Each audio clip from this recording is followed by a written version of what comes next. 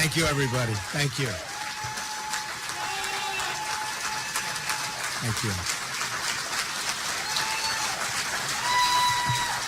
Look at this. Boy, what a response from our greatest people. Thank you very much. Thank you. Well, at least I definitely know the military likes Trump, right?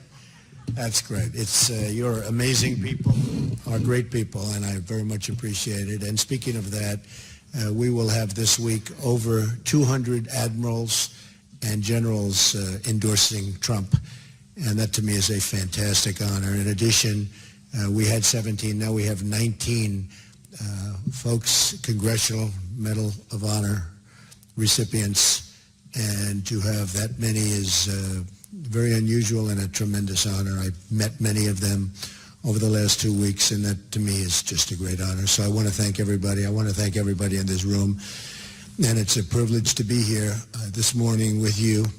So many distinguished members of our service, and that's really what you are, very, very highly distinguished members.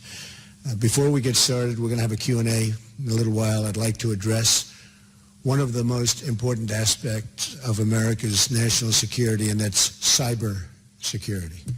To truly make America safe, we must make cybersecurity a major priority, which I don't believe we're doing right now for both government and the private sector. Cyber theft is the fastest growing crime in the United States by far. As president, improving cybersecurity will be an immediate and top priority for my administration. One of the very first things I will do is to order a thorough review of our cyber defenses and weaknesses. We have very substantial weaknesses, including all vital infrastructure. Cyber attacks from foreign governments, especially China, Russia, North Korea, along with non-state terrorist actors and organized criminal groups, constitute one of our most critical national security concerns. They're learning everything about us. And we don't want to have any servers in the basements, by the way, folks. Is anybody here? Has anybody in this group, I know our congressman hasn't done it, has anybody put a server in their basement? Oh boy. Hillary Clinton's only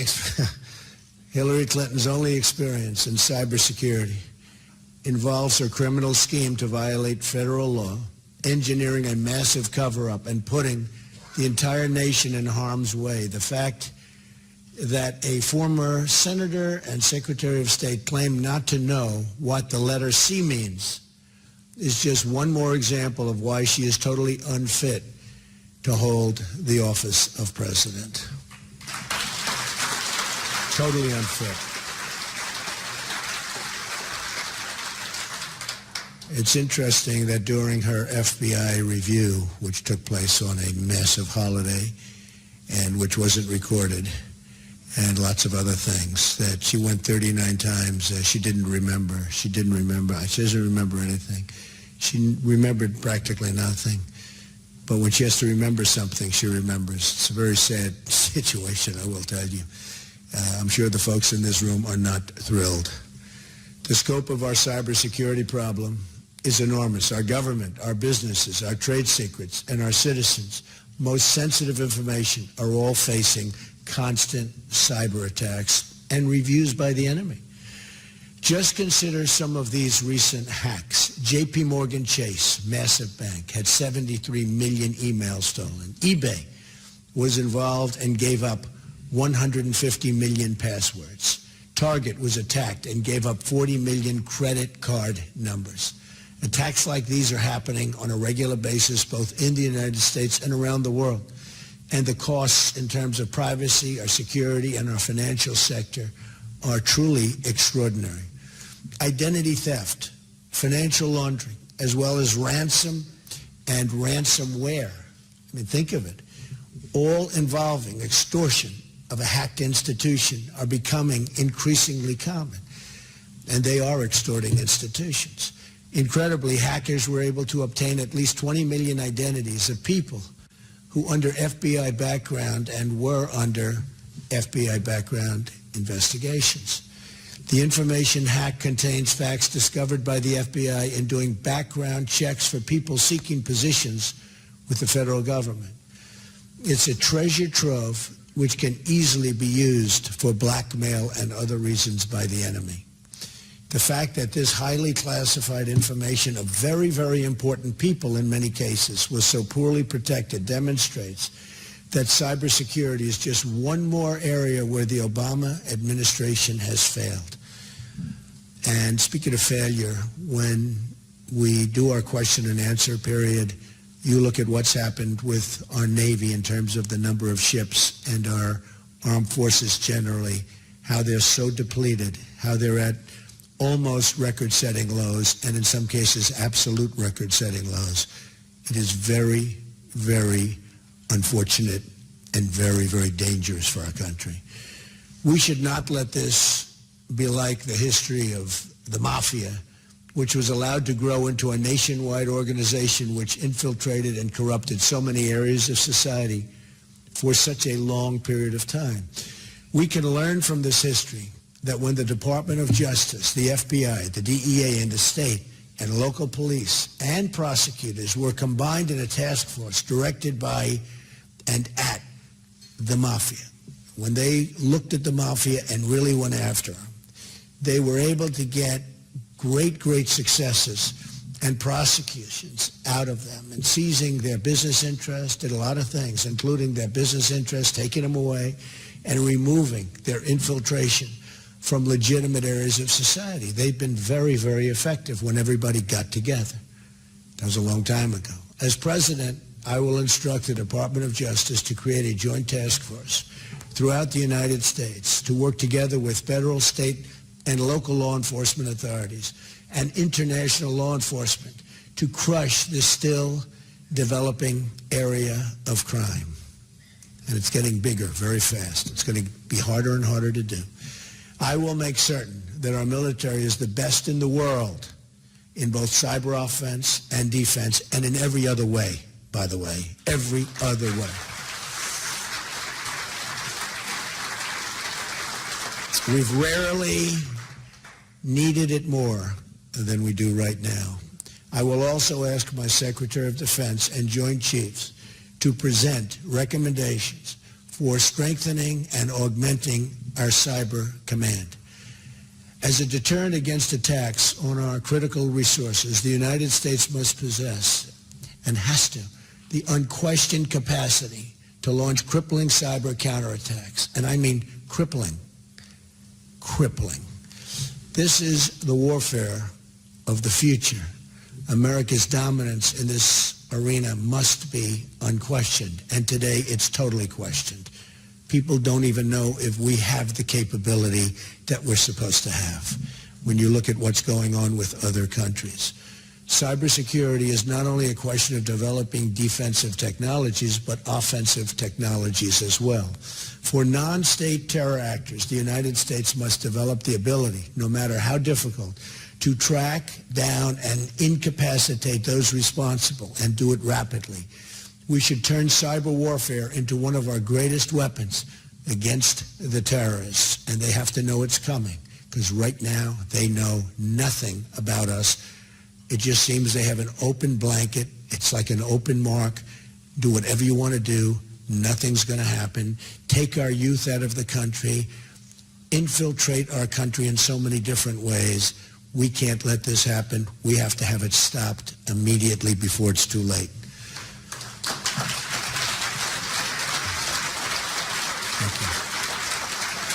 To enhance the defense of the other agencies of government, including our law enforcement agencies, so important and doing such a great job, by the way, we will put together a team of our best military, civilian, and private sector cybersecurity experts to comprehensively review all of our cybersecurity systems and technologies. The cyber review team will proceed with the most sensitive systems first, but ultimately all systems will be analyzed and made as secure as modern technology permits, and hopefully that's going to be our technology.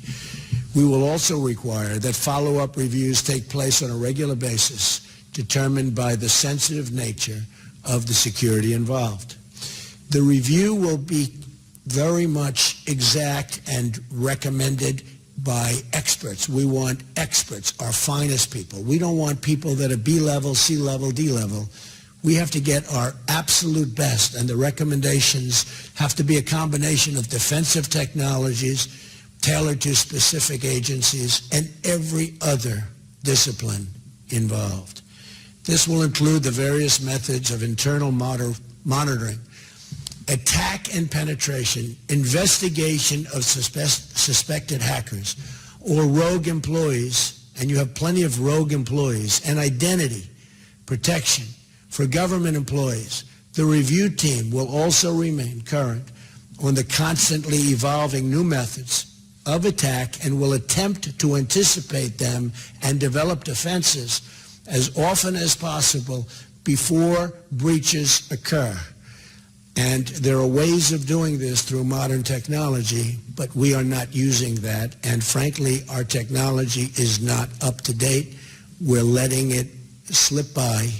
And with technology, as we know, it can go very, very rapidly. This group of experts will set up protocols for each agency and government officials, requiring them to follow best and strongest practices. They will also establish a training program for all government employees to make certain that they understand what defenses are available and utilize them, along with a continuing education program so everyone is aware of the newest methods of both attack and defense. That means attack and defense. Those who violate classification rules will be held responsible to the fullest extent of the law, something which we don't do too much anymore. You know, in our country, lately we're more interested in protecting the criminals than we are in making sure that we're strong and powerful and know what we're doing. We're so interested in protecting criminals and people that want to do us harm. And I think we have to go back to a little more old-fashioned method of thinking, if that makes sense. I will appoint an Attorney General who will reform the Department of Justice like it was necessary after Watergate. My Attorney General will restore the integrity of the Department of Justice, which has been severely questioned. Today is just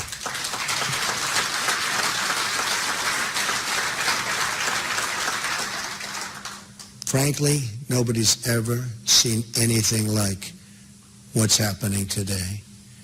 When you have somebody getting a subpoena from the United States Congress to have your emails and all other information sent, and after, not before, after getting the subpoena, 33,000 emails are deleted and acid washed.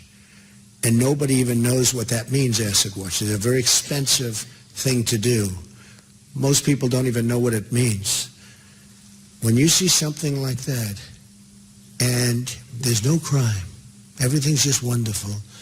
You know, if you're in a private case with Mr. Smith, and they call for your records, and you get rid of your records so blatantly as this, you have serious consequences, like the most serious consequence. Here's the congressman sends out a tremendous subpoena. They want to see the emails, and they delete the emails. I can't think of anything in terms of what we're talking about much more serious than that. Congressman, do you agree? It's hard to believe that they can get away with this kind of thing. Today is just the beginning of a long and overdue national discussion on how to protect ourselves from modern cybercrime and evolving national security threats, and how to develop the cyber offense strategies necessary to gain a critical security edge in the 21st century. We need the edge, and ideally a big one. I want to thank everybody in this room. I have such respect for the people in this room for being here. And now let's begin our discussion. Thank you very much, folks. Thank you.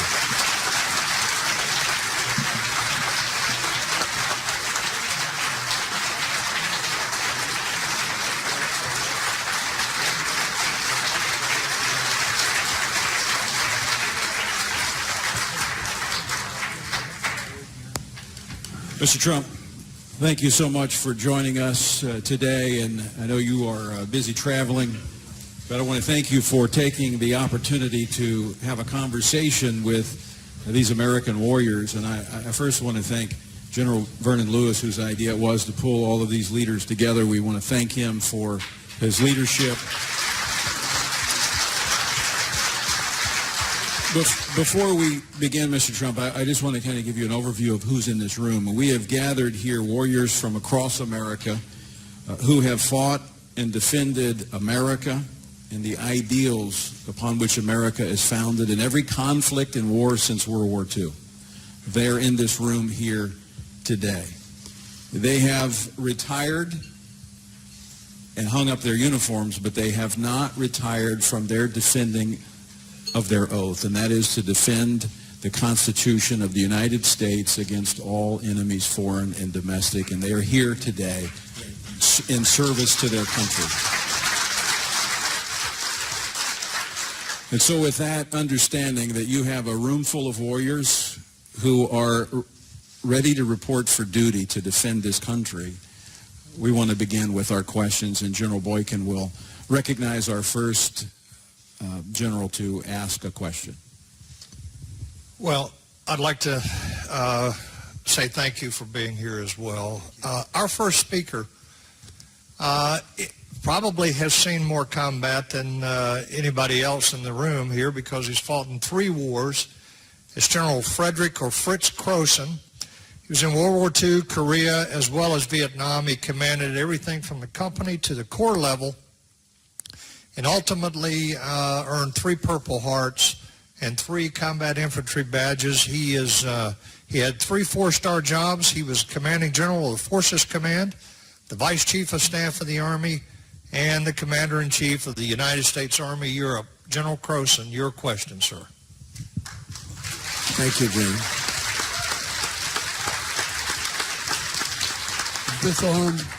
Is this on? You're on. I'm on.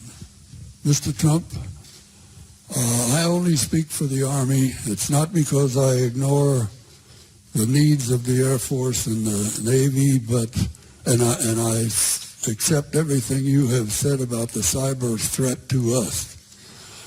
But my question has to do with the United States Army, which has been too small ever since the Cold War ended, and we paid the peace dividend out of the defense budget, and the Army has been too small ever since.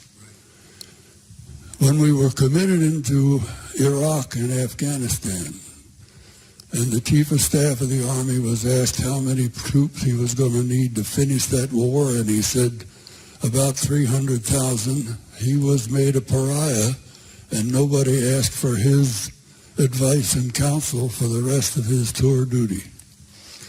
We've been using that Army for the last 15 years, and it's the first time we ever went to war without expanding the size of the Army.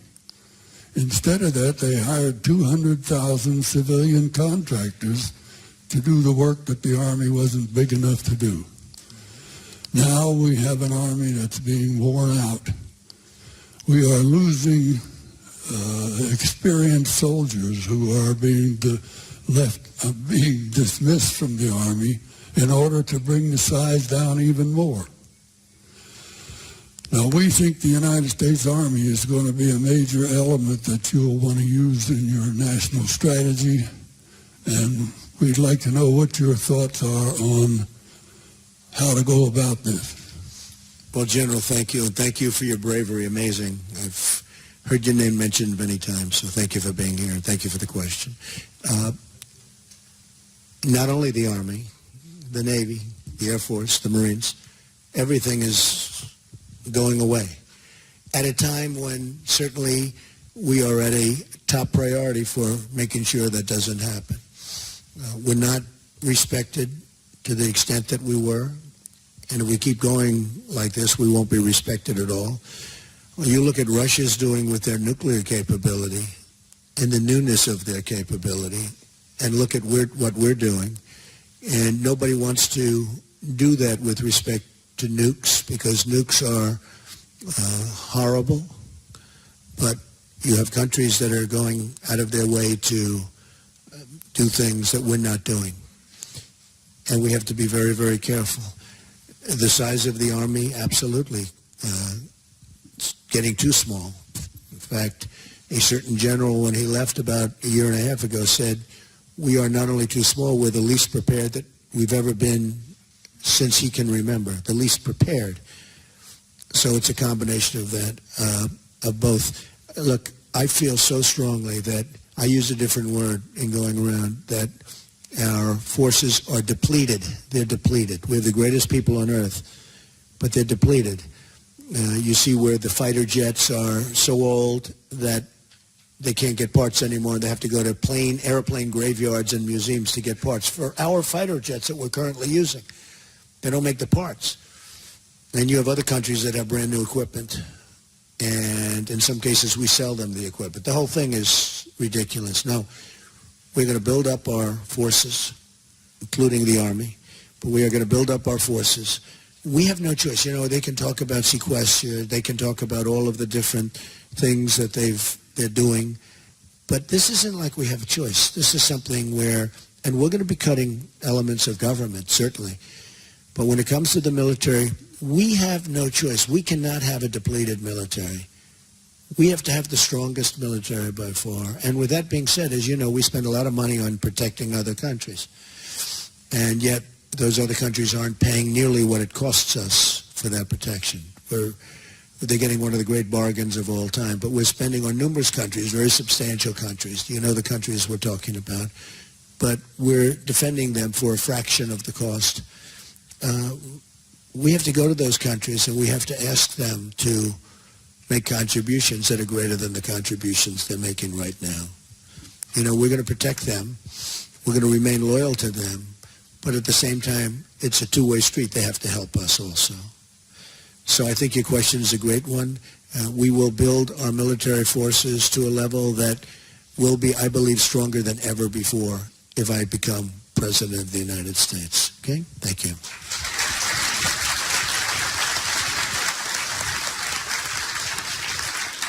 Earlier, before you arrived, we mentioned today is the anniversary of the Black Hawk Down in Mogadishu.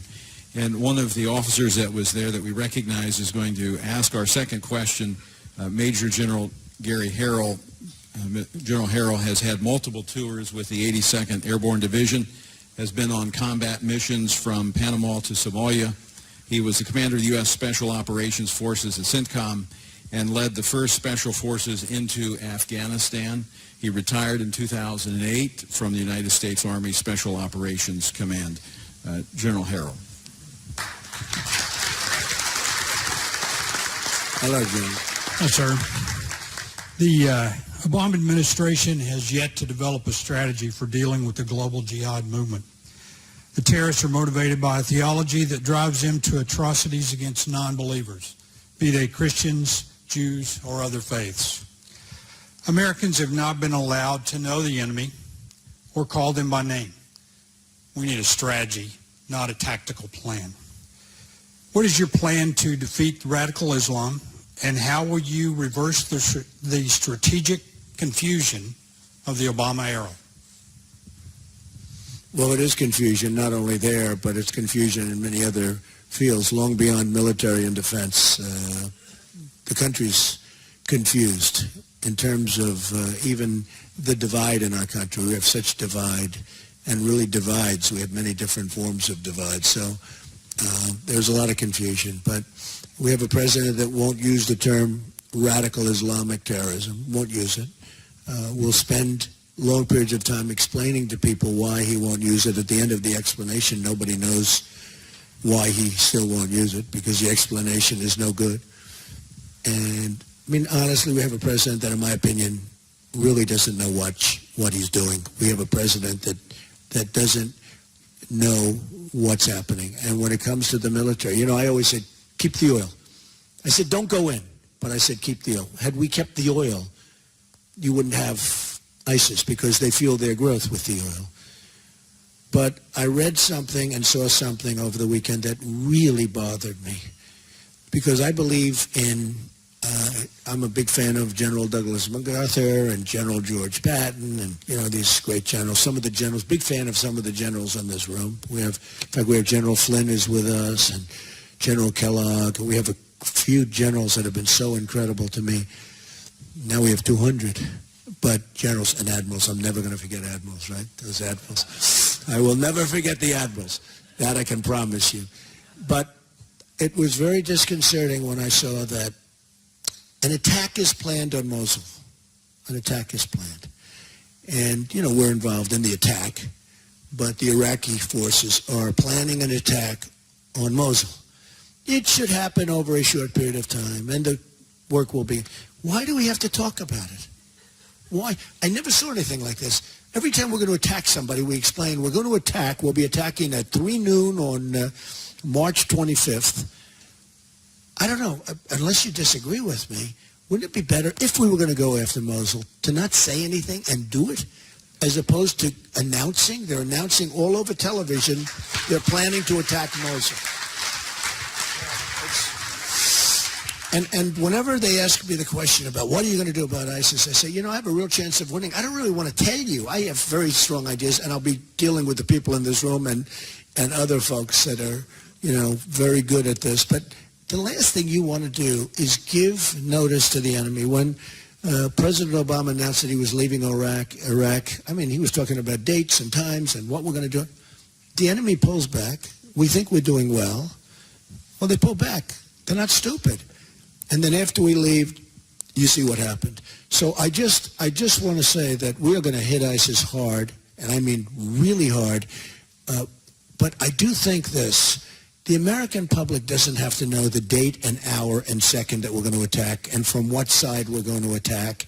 We're going to attack from the eastern quadrant, and it'll take place on a certain day at a certain hour. We don't need that. They just want to see victory. We don't have victory. We're dropping we're dropping things all over the place. Who knows what they're hitting? Who knows how many people are being killed? And who knows if they're the right people?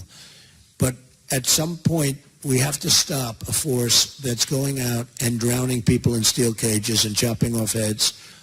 These are barbaric people. These are people that, I used to study medieval times, and, they chopped off heads.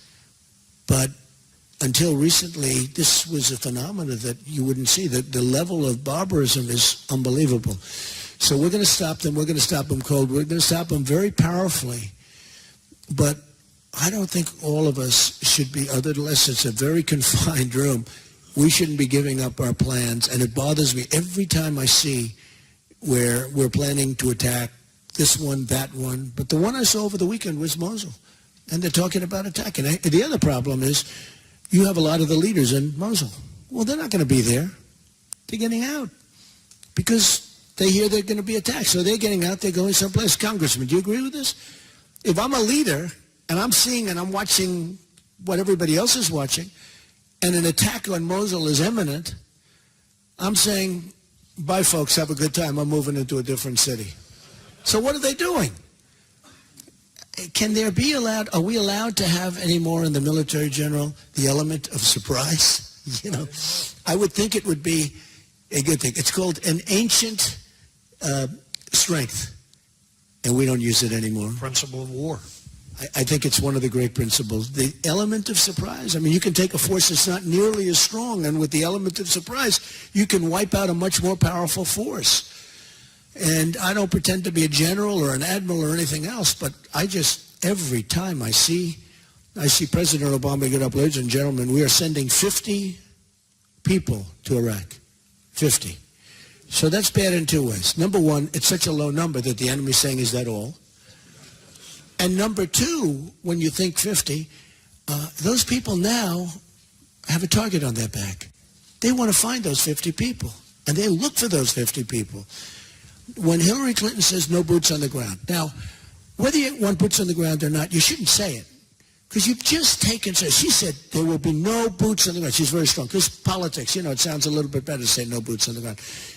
But by doing that, she has empowered the enemy. She's empowered the enemy. And I think she possibly means it. I'm not sure if she means it or not. But she says no boots on the ground. She has taken a tremendous, that's really giving strength to the enemy. And even if she felt that, she should never admit that. She should never admit that. You have to leave all your options open. And if you don't leave your options open, you're a fool. And I hated to hear her say that. So, to summarize, you're not going to send a message about date and time, but you are going to send a message that their days are numbered. Their days will be numbered very quickly. Okay, our third question is asked by Rear Admiral Frank Gallo. Admiral Gallo is a retired naval aviator with 35 years service. He has hundreds of carrier landings, flew almost every fixed-wing aircraft in the Navy in his time.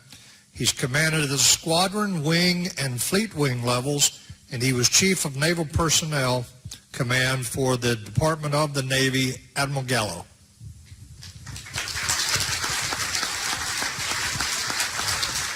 Mr. Trump, I'm happy you haven't forgotten the admirals, of course. And I hope you'll pardon the remnants. I don't have the courage to do that. And I hope you'll pardon the remnants of a Brooklyn accent. The Department of Veterans Affairs has a horrible record of taking care of veterans. As you recall, there were lengthy lines at VA hospitals, substandard medical care, and falsified medical records and accounting. Leadership changes and new unrealistic laws have failed to correct the problems. The VA is probably the most ineffective bureaucracy in all of Washington, and it is time for drastic action. The question is, with the near daily revelations that the U.S. Department of Veterans Affairs fails veterans in some form or another, what is your plan to reform and fix the system to ensure veterans can have timely access and quality care for health care services? Okay, so first of all, I want to ask you one question. You had all those aircraft landings on the carriers, right? So can an otherwise excellent pilot, a very, very good pilot, because I've heard that some just can't do this, what percentage of very, very good pilots cannot land on an aircraft carrier with training? Any very good pilot can land on a carrier after they get the training. After training. The training is marvelous. Because I understand it's a very, very special talent. It's a talent that you acquire if you start off with the basics. Okay, very good. See, he puts it down a little bit. That's very good. Okay. That's very good. I've heard it's very, very tough. The Veterans Administration is a disaster, the VA. It's a disaster. I have gone to all over the country, and I've met so many veterans, and I have tremendous veteran support.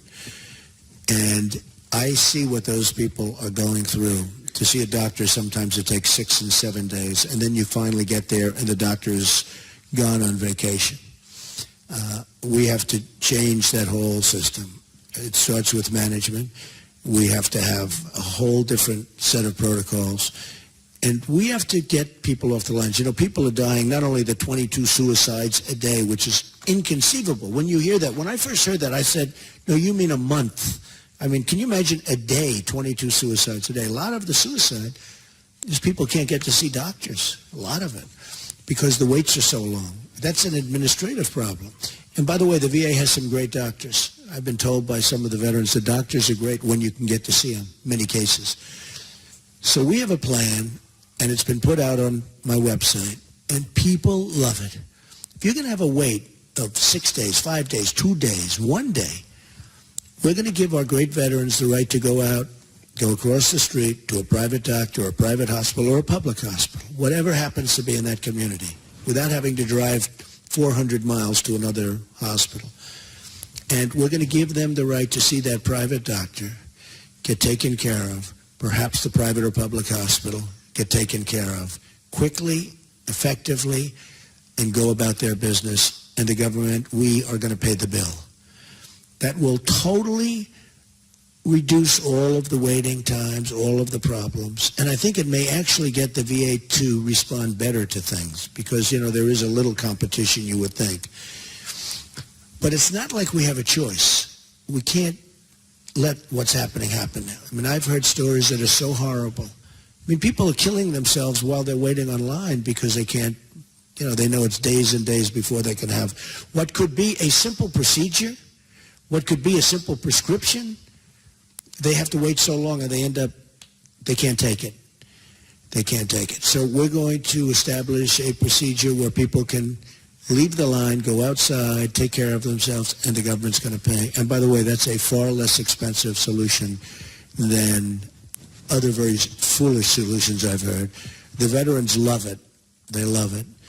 But it's a far better solution than anything anybody's heard.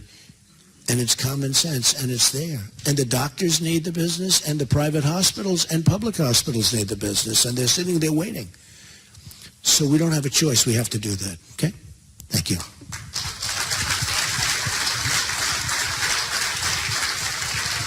Thank you, Mr. Trump. We're going to transition to another set of issues, one that really has become a hallmark of your campaign, and that is challenging the area of political correctness.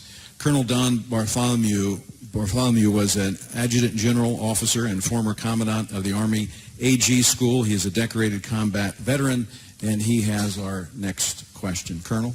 Sir, the U.S. military has been long successful because of the warrior ethos that's part of its DNA.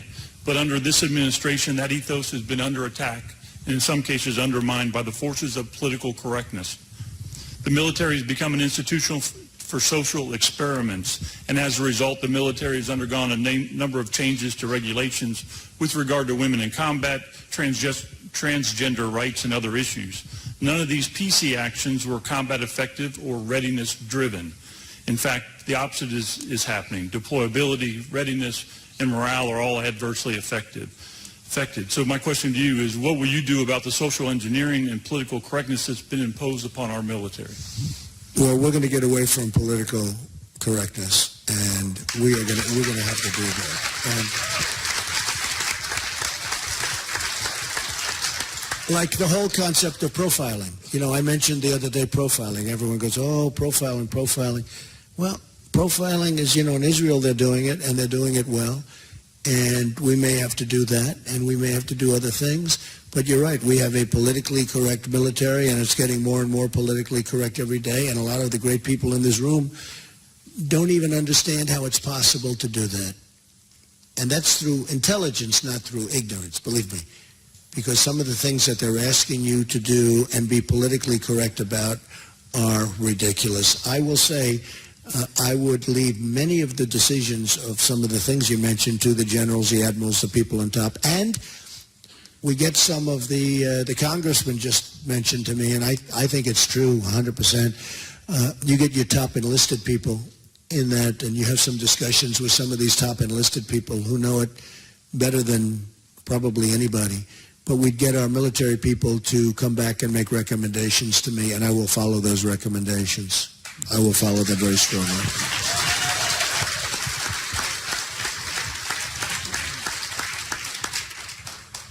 Mr. Trump, the next question will come from Colonel Retired Chaplain Ron Cruz. Ron is a highly decorated Army chaplain. He's been deployed several times into combat areas in several different locations. He has personally witnessed the attacks on religious freedoms in the military. After 28 years of service, he now heads the Chaplains Alliance for Military Religious Liberty. He works closely with the House and the Senate Armed Services Committees to protect these religious liberties. Chaplain Cruz. Mr. Trump. Any relation to Ted Cruz Negative. and Tom Cruise? Negative, sir. Okay, now you can take the question. Mr. Trump, Army chaplain, who's also a Ranger, Joe Lawhorn, had a potentially career-ending reprimand for the crime of using scripture while mentoring a suicide prevention class. Navy chaplain Wes Motter, who is present today, was detached for cause and threatened with separation for using biblical answers to questions during pastoral counseling sessions with sailors in his command. Air Force Senior Master Sergeant Phil Monk was relieved of duty when his lesbian commander tried and failed to force him to vocally voice his open support for her personal views on marriage. Decorated veteran and retired Air Force Sergeant Oscar Rodriguez, was forcefully removed from a friend's retirement ceremony because he intended to use the word God in that retirement ceremony. Marine Lance Corporal Monica Sterling was convicted at a court-martial for failing to remove scripture from her personal workspace. Today, commanders are prohibited from having Bibles on their desk or using scriptures while they're counseling troops. The Obama administration has deliberately set out to take the Christian religion out of the military. Mr. Trump, how will you and your administration combat these attacks on military religious freedom of expression? Well, thank you. It's a great question. And have we ever had a time like this? Seriously, has there ever been a thing like what's going on? The other day, just to add to your list, I was watching one of the news programs, and they had I think, high school football coach. You know, they're going into battle. Oh, is he here? Oh, stand up. Coach.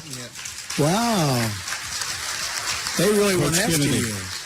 Just saying a prayer before that is just, I didn't know you'd be here. Wow. The world is changing, isn't it? So you're not allowed to pray before a football game. I thought it was horrible. So what did they do to you? What happened? Sorry to take away from your question, but it's sort of an extension of your question. What did they do? Yes, sir. They put me on suspension, and then at the end of the year, they gave me a really adverse write-up how well I did my job. I didn't change anything for 8 years. Always prayed after every game, and they just really slammed me on it, said what a horrible person I was, and ended up just not renewing my contract, so ultimately firing me, sir. I think that is absolutely outrageous. I think it's outrageous. I think it's very, very sad and outrageous. Okay? Religious liberty. Hey, it's about religious liberty. And there has to be a melding of both. We're living in a time where you have to have a melding of both. But it's very unfair what they're doing to religion in this country. And, you know, one of the things that I'm doing, and we have the Johnson Amendment. You know what that is? That Lyndon Johnson in the 1950s passed an amendment because supposedly he was having a hard time with a church in Houston, with a pastor. And he passed an amendment saying basically if you're a pastor, if you're a religious person, you cannot get up and talk politics. You can't really, here's a prime example of it. You know how strongly I feel about it. And I had 50 pastors, ministers, I had priests, I had a couple of rabbis in a big conference room in one of my buildings, and we're talking, and I could see they really liked me, but I could also see they couldn't endorse me. And I said, just out of curiosity, why? Well, we can't do it because we lose our tax-exempt status. I said, why is that? In other words, you're taking away your freedom of speech. And they started telling me about the Johnson Amendment, which really was the first time. And I started studying it, and we had a meeting a month later. And I said, we're going to get rid of the Johnson Amendment because they're stopping you and our great people from talking. And Tony and all the people, I mean, these are the people we have to hear from, and we want to hear from them. And you don't mind opposing views, but they're stopping you from speaking. And actually, your opposing views are able to speak because they don't have to worry about tax-exempt status and things. So I think it's very unfair. And one of the things I will do very early in my administration is to get rid of the Johnson Amendment so that our great pastors and ministers and rabbis and everybody and priests and everybody can go and tell and can participate in the process. I actually looked at 50 people in the room. They're strong people, powerful people by personality. And I said, they're really holding your voice back. See, you're these powerful people. Some were incredible speakers, just a natural gift for speaking. And I pointed down, way down on the street on Fifth Avenue. I said, so those people walking along the street have more power than you do. And I think that's very unfair. You should be able to speak. And I think that will go a long way to addressing the problem that you had. But you have lost a lot of it's amazing. The church and religion has lost tremendous power and positive power. This isn't negative power. This is positive power by the fact that they are essentially prohibited from speaking because of the tremendous problem they have. So one of the things I'm going to do, and I have tremendous support with the evangelicals and with the Christians and with everybody, is we're going to get rid of the Johnson Amendment. That is very, very unfair. Okay?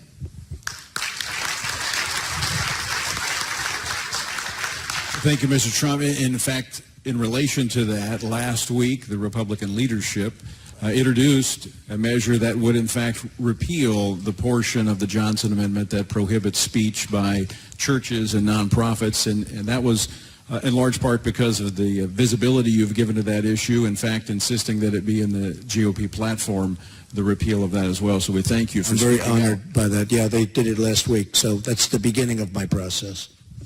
Let me speak to another That's issue. on the assumption I win. If I don't win, you just waste it, because that's never happening, folks. So you've wasted a lot of time and energy and money.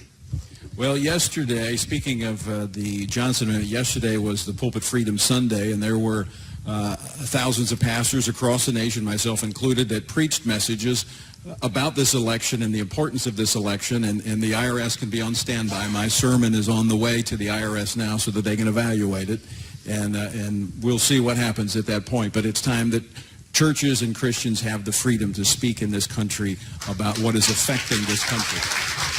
Why is your sermon on the way? Did they ask you for it? No, I want them to hear it. It would be good for them to hear the gospel, first off, and then my political statement, secondly. Okay, good. But that is a terrible situation, isn't it, where they could say, we don't like the way you're speaking about Christianity, about God. We don't like what you just said, and we're going to take away your tax-exempt status, which you know how important it is. It's very, very, it's a very sad thing. You have mentioned the generals and the admirals, and I want to talk, don't forget the sergeants, all right? No, that's what I'm talking about. We want to get their advice also, believe me. In fact, Coach Kennedy, his story, which was actually broken by Todd Starnes at Fox News, is a retired Marine gunny sergeant. And our final question, I do want to thank you again for being so generous with your time and having this conversation with these military warriors. I want to go back to something you spoke about earlier in relationship to the VA, but also about the well-being of our warriors. You know, a nation is judged by how it takes care of its warriors, those who have defended our ideals and our principles and have been willing to put themselves in harm's way. And this is not unconnected with the conversation we were just having, because it is that Christian ethic that even Jesus talked about. Greater love hath no man than to lay down his life for his friends. And many in this room have been willing to do so, but they have seen their friends make the ultimate sacrifice. And that is a burden that they carry. And it is a difficulty that they face. And we should not require them to face that alone as a nation. And so our final question comes from Staff Sergeant Chad Robichaux. Sergeant Robichaux is a former Special Operations Force Recon Marine. That is the toughest of the tough in the USMC. He was deployed 8 times to combat. He suffered and has fully recovered from depression and PTSD. He has been there, done that. He now heads the Mighty Oaks Warrior program that serves active duty veterans and their families in the most statistically successful such program of its kind in the country. Staff Sergeant Robichaux. Good morning, Mr. Trump. As you mentioned, there's a tragic suicide epidemic among our veterans, among our military and their families. While the military and VA are working on the problem, their efforts continue to fall short. There are a number of faith-based programs outside the DOD and the VA that are continuing to be successful in stopping suicide and divorce rates. Spiritual fitness works on these types of problems. The government is not taking advantage of these programs and services. So my question for you is, when you become president, will you support and fund a more holistic approach to solve the problems and issues of veteran suicide, PTSD, TBI, and other related military mental and behavioral health issues? And will you take steps to restore the historic role of our chaplains and the importance of spiritual fitness and spiritual resiliency programs? Yes, I would. Look, we need that so badly. And when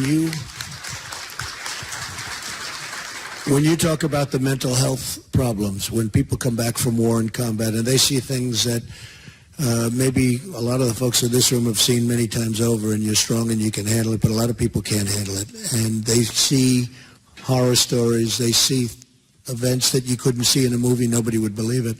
Now, we need a mental health help and medical, and it's one of the things that I think is least addressed And it's one of the things that I hear, like your question, it's one of the things that I hear the most about when I go around and talk to the veterans. So we're going to have a very, very robust level of performance having to do with mental health. We are losing so many great people that can be taken care of if they have proper care. You know, when you hear the 22 suicides a day, it's a big part of your question, but when you hear the 22 suicides a day, that should never be. That should never be. So we're going to be addressing that very strongly, and the whole mental health issue is going to be a very important issue when I take over, and the VA is going to be fixed in so many ways, but that's going to be one of the ways we're going to help. And that's, in many respects, going to be the number one thing we have to do, because I think it's really been left behind. Okay? Thank you very much.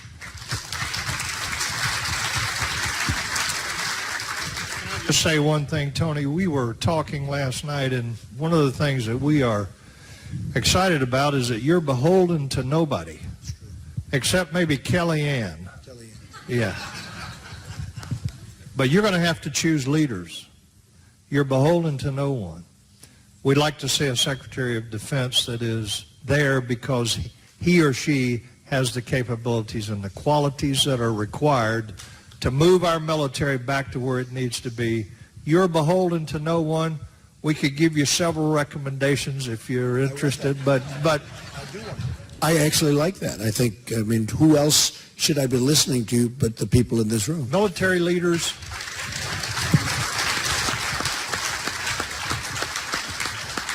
Obviously, we believe that some of your key appointments will be the military leadership, 100%. civilian and uniform.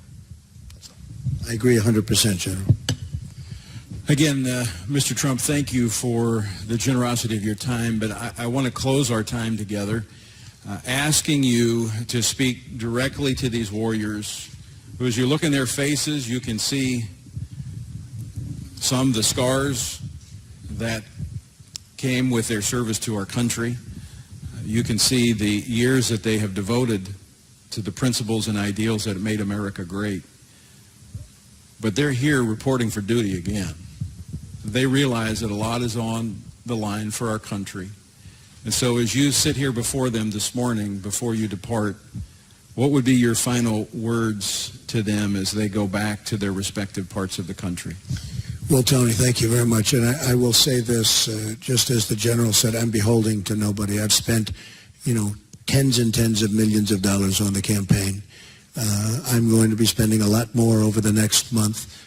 In addition, we've raised a lot of money from people that give small donations, people that want to be a part of it, and they've been very much left behind. We call them the forgotten man and woman. And we've raised millions and more than any Republican ever thought possible. You heard 28 million one month and 41 million, and these are in small $61 average donations approximately. And we're very proud of that. But the truth is, I am beholden to no one. Nobody's going to tell me what to do. No group that owns a military firm that gives military supplies, because I know I've heard the case where oftentimes you want to buy certain weapons or something and you like one but you get the other one because that one has a contact to our politicians. Those days are over. Those days are over. You're going to get the best. You're going to get the best equipment. You're going to get what's good. You're going to get what the generals and what the admirals and the enlisteds, and we'll all get together. We want to get the right stuff. But the truth is that the people in this room and your representatives all over this country, the military people, are so important to our country. Without you, we wouldn't be here. I don't think you've been given the respect that you deserve. I don't think you've been allowed to fight ISIS, as an example, the way you wanted. I don't think you've been allowed to fight in Iraq the way you've wanted. If they listened to the military people, we probably wouldn't be having an ISIS right now. I think I can say, not probably, I think we definitely wouldn't be having an ISIS right now. But we're running a war by politicians, and we're running a war by political correctness, as per that question. I can only tell you this, and I speak about it all the time. We have a Navy that hasn't been in this position since World War I. We have an Army that hasn't been in this position since World War II, in terms of levels and in terms of readiness and in terms of everything else. We are not capable like we have to be. This will be one of my most important elements. When I talk cost cutting, I do for so many different departments where the money is pouring and they don't even know what to do with it. But when it comes to the military, we have to enhance our military. It's depleted. That's the word I tend to use. It's a depleted. We have a very depleted military. We have great people. We have a depleted military. I told you about the jet fighters. Well, it's like that with so many other things. So we are going to take care of our military. We are going to take care of our military, the people in our military, the finest people we have. We are going to take care of our law enforcement, because in some ways that's going hand in hand now more and more when you see what's going on and the people that we're allowing into our country. We are allowing people into our country that are going to cause us tremendous problems. This isn't a question of will it happen. This is a question of when. But we have people coming into our country who are going to cause you and our law enforcement tremendous problems, and therefore our society in the future, because we have politicians that should be ashamed of themselves. So I can only say this: a very, very important element of any country but our country, and in my opinion, the single most important thing that a president can do is the defense of our country. I mean, we can talk all of the elements. We can talk about Medicare and Medicaid and Social Security. We can talk about school. We can talk about everything. Defense is number one, or we don't have a country. Our military,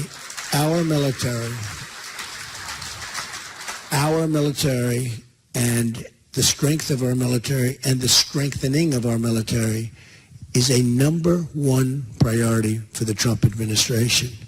And the world's going to respect us again, and they don't now. A lot of that has to do with the leader, and a lot of it has to do with leadership.